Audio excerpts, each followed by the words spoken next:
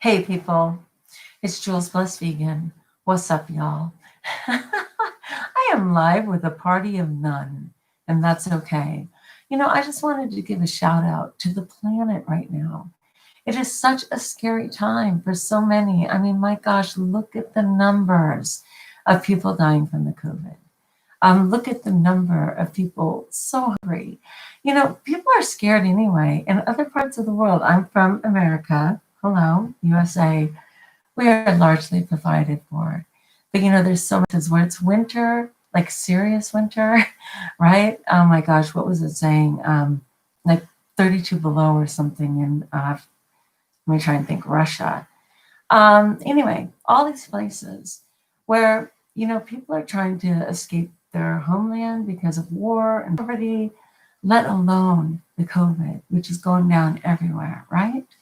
We've had our crazy election, which hopefully with the choices that have been made are going to calm down and people are going to accept the new administration as best they can and move forward. But that's been insane too, right? And there's so many things, like I just always find that in all of life, it's a double-edged sword, right? Because as much as a blessing is for fire, it can also burn down houses. It can also explode, right, and cause a ton of wreaking havoc.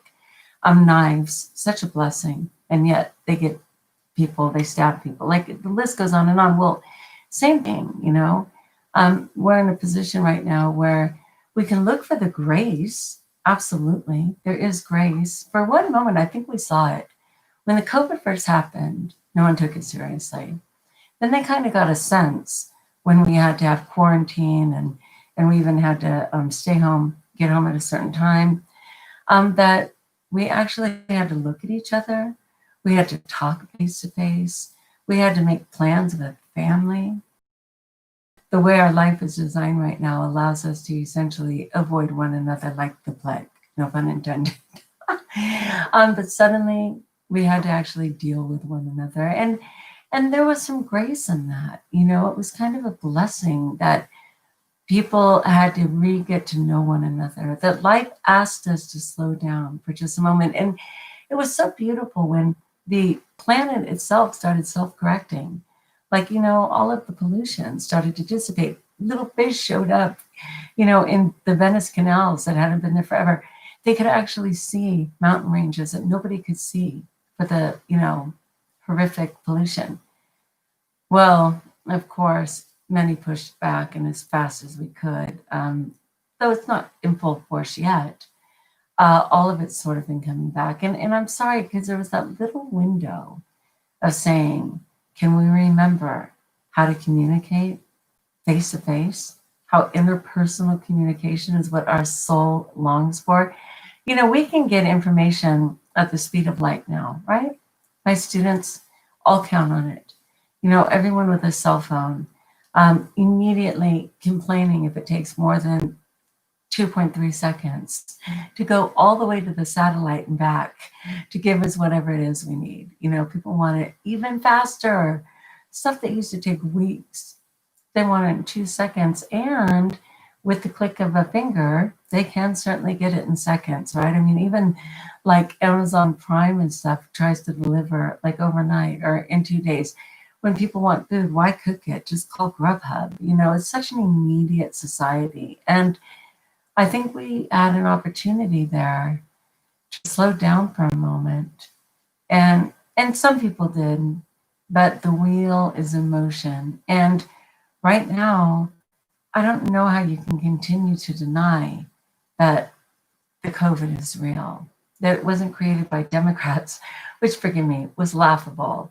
That would have suggested that every country in the world, no matter how remote, that has COVID went along with the Democrats' plan. Now, that would be a very, very powerful political party if they could get the whole world to go along. Yeah, that's a no. So I'm sorry for the time that was lost because we're seeing it. So as we're coming into Christmas, of course, I'm praying every moment. I do all the time anyway. Yes, my mass is online, but yes, I get it in. I get the rosary in. I'm always praying people unknown, people I love, on and on. But as we're seeing the aftermath of Thanksgiving, as humble as those get-togethers were, I'm praying that Christmas may be a gift to the world in which people refrain. And I know, because I'm in the vegan community and the raw vegan community, and we're super healthy. So we don't need things like, whatever it's even called, the vaccine and da-da-da. I don't know if that's true. That has to be a decision made per person. And some people have phobias about it and some people don't. And that's okay. That's okay. I don't want to stand before God at the end of my life and realize that I was like, what is it called? Oh my gosh, I'm on fire, you guys. What? Asymptomatic? I don't have any symptoms, but I may have it. I haven't been tested. As a teacher, they may, in fact, insist on me at least getting tested, if not receiving the vaccine. I'm sure the vaccine will remain my right. But I am hearing that people will not be able to travel and do different things if they don't have like a little card-carrying member of the vaccine population proving they got it. And that's concerning to me. And I pray that will not come to fruition.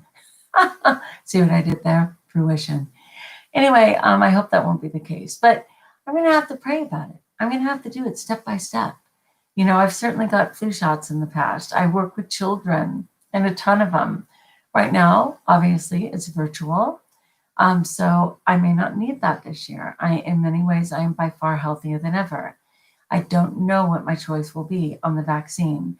I won't have to think about that for a while because obviously they're giving it to, primary care workers first.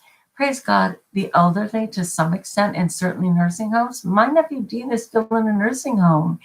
For those of you guys who know my precious Dean who OD'd on Super Bowl Sunday. So just February 2nd, right? I guess we're at the 10-month mark. My niece Christine, who was hit by a van. I mean, all these things happen this year, and they are subjected potentially to the COVID and everything else in those settings. So I'm happy they can get a shot.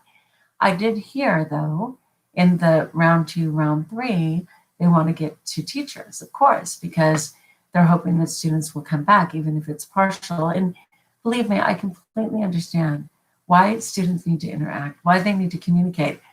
What I will say, and I know it's grace, and I'm so grateful, somehow my 6th grade class, and it's just 32 kids, find me interesting and entertaining enough for as difficult as it is to show up every day. Like at some point every day, meaning because of technology problems and various things, they may not actually get in the minute school starts, but at some point every single day, every single kid is there. And I have to take that personally a little, right? Because if I wasn't a fun or engaging teacher, why would they bother? They could easily say, sorry, technology problems, everyone accepts it. But there they are. And I love them for that. So I just wanted to chime in and just say that in any way that I can support you, whether again through prayer, through a better way of eating.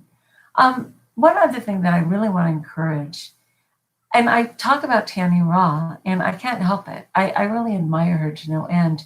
And I appreciate her way of living because she lives in her pure, pristine body that she earned, 88 pounds or more down, that she earned over time. She lives in a raw vegan lifestyle that she created. I mean, no, not single-handedly, but she was in the forefront, in many ways of what is more common now. But she's so true to herself. And I keep telling you guys about the Raw Reset, which is her amazing 28-day, completely intensive private Facebook group where you get over 35 hours of live content with Tannyraw. And if you want to change your life, and it's not, well, Julianne, I can't even be vegan. How am I going to be raw? Like really? It's not about that. That's what's so interesting. She meets people where they are. She understands that some people still eat meat. She encourages you to eat less meat. She knows some people still need cooked food. She encourages you to eat less cooked food. And why? because she knows it's the better way to live. It's longevity, it's energy, it's health, it's lack of a ton of ailments that just miraculously dissipate in that way of eating. So the reason I bring it up is because once again, that raw reset is coming up on January 8th. The window will close on like the 3rd or something, and it's already the 15th of December. You want to change your life in 28 days. Certainly get a better handle on how to do that. Tannyraw Reset. Just go to Tannyraw, all one word.com, and check it out. Anyway, I just wanted to bring that up before I forget to remind you, because it is $299 respectively. But again, for $10 a day with total intimate face-to-face content, you will never get a better thing. She over-delivers, friends, completely. All right, so thanks for showing up. How you guys doing? All my listeners. But God heard me, and I was happy to check in. All right, people, until we talk again, know that I am seriously praying for you, for the planet, giving what I can, and willing to give even more. Just let me know in the comments or whatever. I'll get back to you. Until we talk again, best of all, know that you're blessed.